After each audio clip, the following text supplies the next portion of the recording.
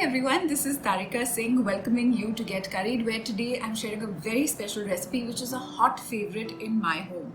Now, browned onions are basically caramelized onions. What we'll do is that we'll first marinate, then sear the chicken, not cook it all the way through, pull it out, then slowly cook the onions with one whole head of garlic in it, and then we'll cook the spices, add the chicken back to the pan and cook this rich, delicious, thick gravy. What are we waiting for? Let's get started. First step is to marinate our chicken. I'm using about half a kilo of chicken on the bone. Very important for this recipe. Here I've got some homemade ginger garlic paste and mustard oil. So I'm just going to add some mustard oil to this, not too much right now.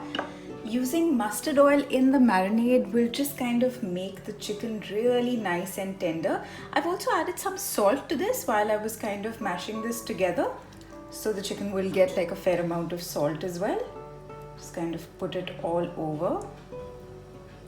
And just give this little birdie a bit of a massage.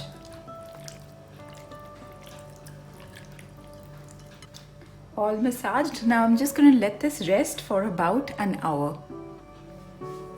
The thing about cooking with mustard oil is that you have to let it smoke and then let that smoke die down and then start cooking. So I've already done that. It's smoked up a little, I turned it off, let it cool down. Now I've heated it up again.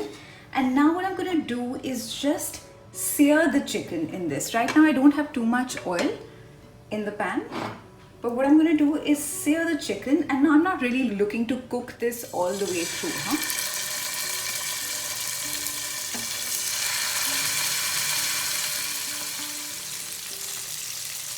By searing the chicken like this, what I'll end up getting is the flavors of the chicken into the oil in which I'm going to cook the onions and the rest of the masalas.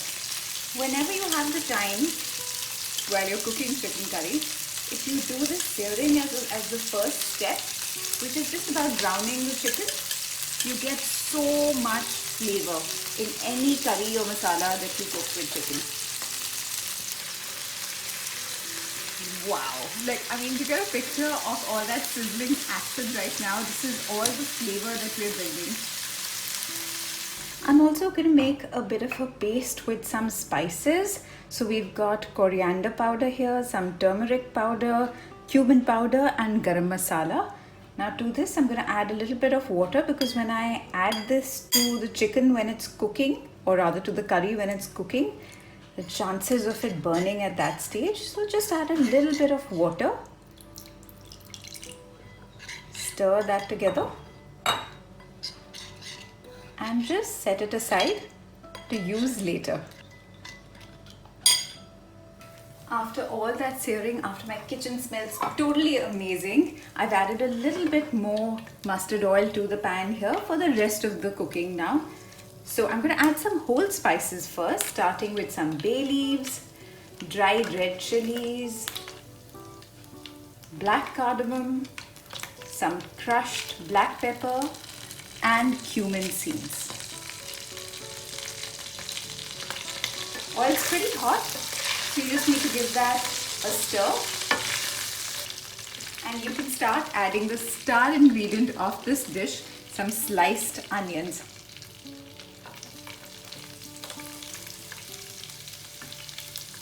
I like adding the onions in batches, that way I can kind of coat them really well in this whole spice mixture and the oil. Take the heat up to high now. There's a lot of onions in this recipe. It's going to add like a beautiful flavor. This recipe is really unlike any other that you'll ever make. All the onions are in. Now at this point of time, I'm just going to add a tiny amount of salt. The salt will just kind of help the onions cook a little bit faster. Mix that in really well. To make this even more rustic, I'm going to add one whole head of garlic, which I've washed thoroughly and dried. It has to be completely dry. And by the end of this recipe, by the time we're done cooking this, The garlic caramelizes also and turns nice and soft and juicy. So we're going to let this cook down now. It's been about 5 minutes. I've been letting it cook on a low flame. Beautiful. You'll see just how much the onions have cooked down. Now this is the perfect stage. First give it a stir. I'm going to add the rest of the spices.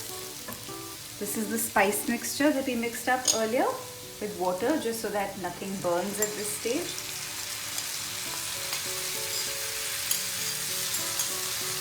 Stir that in. It's all on a low flame right now.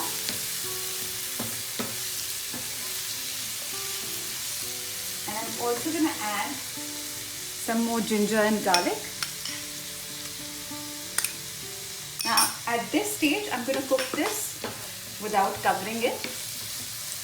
And you know, there's really no equivalent in English for these words. Like my mom taught me, she said, masale ko bhoon ke banao.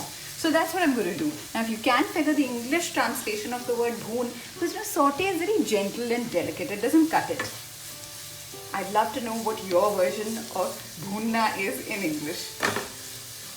And while you were figuring what the English translation of bhoonna is, my masala has actually got bhoonoed beautifully. So now what I'm going to do is add the chicken back here, but in batches, because that makes it easier to mix. So add a little bit of it. Look at all the juices from the chicken. Don't worry, we'll add that back in as well. Add some of the chicken. Stir it in.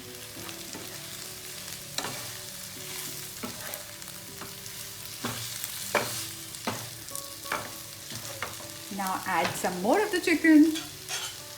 You get the picture.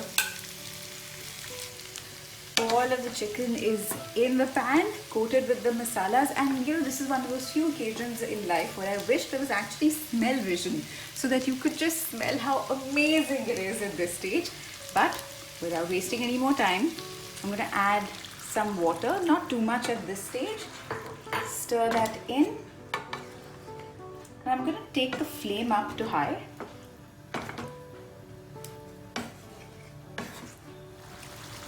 That started to simmer, so now I'm going to cover this.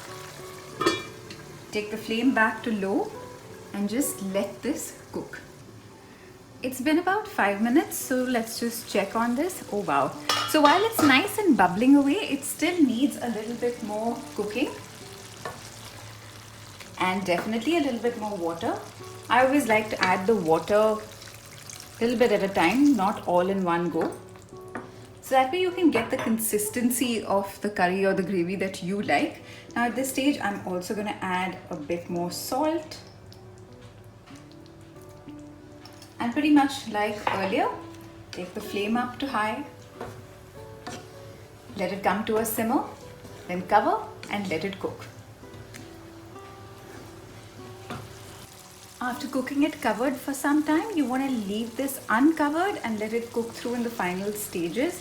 You'll see how the color has changed completely. This is largely because of the red chilies. So that yellowish color that you saw earlier has changed completely. Ooh, yes, it's done. So that's all. I'm going to turn off the flame. Sprinkle in some coriander leaves. You still want to check for some salt. I've checked already and I'm okay and cool with the salt. So let's just plate this up now. And we are ready to eat. You know that garlic in there? I would recommend that you squeeze out the garlic from the skin and eat it when you eat the chicken. I totally recommend eating this with parathas. Let's dive in. You know, this recipe comes from the Bihar region and every home there has its own interpretation of this recipe. Some will make it with tomatoes, some without. Some like me like to sear the chicken for extra flavor. So I can't wait to see your take on this because I want to tell you that this recipe is lip-smackingly delicious. So do try it and stay tuned to get curried for loads more.